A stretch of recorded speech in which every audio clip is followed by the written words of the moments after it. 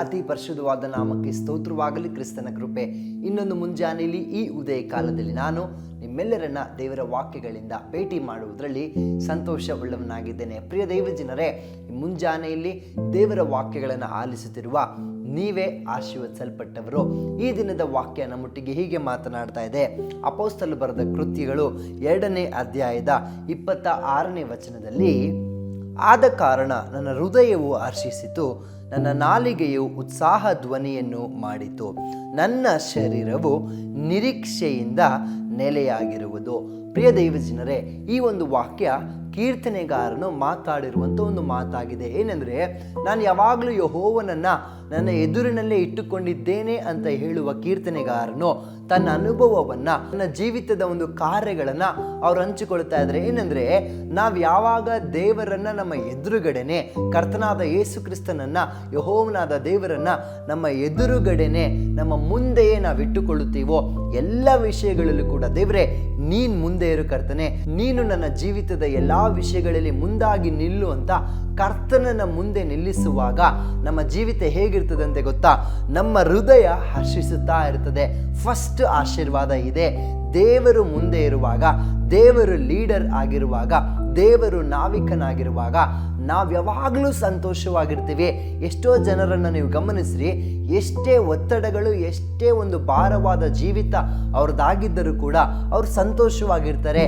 ಏನು ಸೀಕ್ರೆಟ್ ಅಂತಂದರೆ, ಅವರು ದೇವರಾದ ಯೆಹೋವನನ್ನ ಮುಂದುಗಡೆಯೇ ಇಟ್ಟುಕೊಂಡು ಜೀವಿತವನ್ನು ಸಾಗಿಸ್ತಾ ಇರ್ತಾರೆ. ಮುಂದಿನ ಭಾಗ ಹೇಳ್ತಾ ಇದೆ, ನನ್ನ ನಾಲಿಗೆಯು ಉತ್ಸಾಹ ಧ್ವನಿ ಮಾಡಿತ್ತು.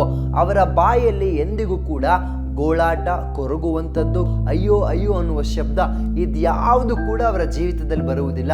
ಯಾವಾಗಲೂ ಅವರ ನಾಲಿಗೆ ಉತ್ಸಾಹ ಧ್ವನಿ ಮಾಡುತ್ತಾ ಇರ್ತದೆ. ವಿಶೇಷವಾದ ಭಾಗ ನನಗಿಷ್ಟವಾದದ್ದು ಒಂದು ಏನೆಂದರೆ, ನನ್ನ ಶರೀರವು ನಿರೀಕ್ಷೆಯಿಂದ ಇರುವುದು. ಇದೆಷ್ಟು ಆಶೀರ್ವಾದ ಸಂಗತಿ ನೋಡ್ರಿ. ಈ ದಿನಗಳಲ್ಲಿ ಮನುಷ್ಯನಿಗೆ ಏನಾದರೂ ಒತ್ತಡ ಆರಂಭ ಆಯಿತು ಅಂದರೆ ಅವನು ಮಾನಸಿಕವಾಗಿ ಕುಗ್ಗಿ ಹೋಗುವಾಗ ಶಾರೀರಿಕವಾಗಿಯೂ ಕೂಡ ಕುಗ್ಗಿ ಹೋಗ್ತಾ ಇರ್ತಾನೆ. ಯಾವ ಕ್ಷಣದಲ್ಲೂ ಕೂಡ ಅವನಿಗೆ ನಿರೀಕ್ಷೆ ಹುಟ್ಟುವುದಿಲ್ಲ. ನಿರೀಕ್ಷೆ ಹುಟ್ಟುವುದಿಲ್ಲ ಅಂದರೆ ಅರ್ಥ ಒಂದು ಹೋಪ್ಲೆಸ್ ಲೈಫ್ ಅವನದಾಗಿರ್ತದೆ. ಎಲ್ಲಿ ನಿರೀಕ್ಷೆ ಬರುತ್ತದೆ? ಅಯ್ಯೋ ಏನು ಮಾಡಿದ್ರೆ ಏನು, ಎಲ್ಲಿ ಒಂದು ಒಳ್ಳೆ ಕಾರ್ಯಗಳು ನನ್ನ ಜೀವಿತದಲ್ಲಿ ಹುಟ್ಟುತ್ತಾ ಇಲ್ವಲ್ಲ, ಯಾವ ಬಾಗಿಲುಗಳು ನನಗಾಗಿ ತೆರೆತಾ ಇಲ್ವಲ್ಲ ಅಂತ ಅನೇಕ ರೀತಿಯಲ್ಲಿ ಅವರು ಮಾನಸಿಕವಾಗಿ ಕುಗ್ಗಿ ಹೋಗುವಾಗ, ಶಾರೀರಿಕವಾಗಿಯೂ ಕೂಡ ಒಂದು ಹೋಪ್ಲೆಸ್ ಲೈಫ್, ನಿರೀಕ್ಷೆ ಇಲ್ಲದ ಬದುಕಿನಲ್ಲಿ ಅವರು ಹಾದು ಹೋಗ್ತಾ ಇರ್ತಾರೆ. ಆದರೆ ದೇವರಾದ ಯೆಹೋವನನ್ನ ನಮ್ಮ ಮುಂದುಗಡೆಯೇ ಇಟ್ಟುಕೊಂಡು, ದೇವರೇ ನೀನಾಗಿರು ನನ್ನ ನಾವಿಕ, ನೀನಾಗಿರು ನನ್ನ ನಾಯಕ ಅಂತ ದೇವರನ್ನ ಮುಂದೆ ಬಿಟ್ಟು ಜೀವನವನ್ನು ಮಾಡುವಾಗ ಈ ನಮ್ಮ ಶರೀರ ಇರ್ತದಲ್ಲ, ಇದು ಯಾವಾಗಲೂ ನಿರೀಕ್ಷೆಯಿಂದ ಇರ್ತದೆ.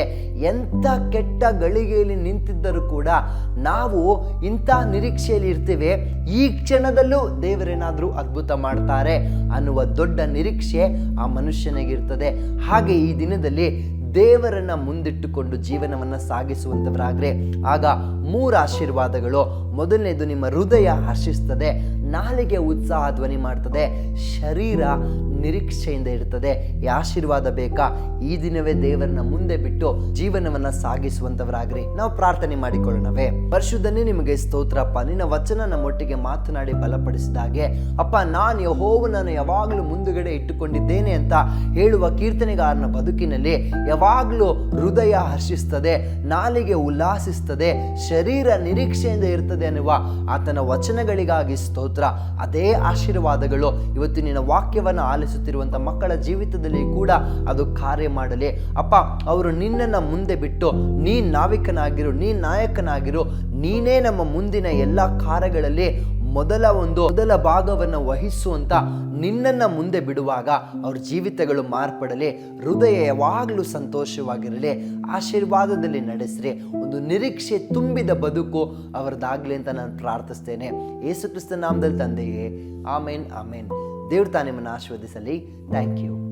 ಬೇಕಾದ ಸ್ಥಳ God's grace prayer hall, Sunkadakatte, Magadi ಮುಖ್ಯ ರಸ್ತೆ, ಬೆಂಗಳೂರು 560091. ಗೂಗಲ್ ಮ್ಯಾಪ್ಸ್ ನಲ್ಲೂ ಕೂಡ ಗಾಡ್ಸ್ ಗ್ರೇಸ್ ಪ್ರೇಯರ್ ಹಾಲ್ ಎಂದು ನೀವು ಸರ್ಚ್ ಮಾಡಬಹುದು. Further details and prayer support, contact Word to Word Ministries, Bangalore. Phone 9008725814, 9008725815. God bless you.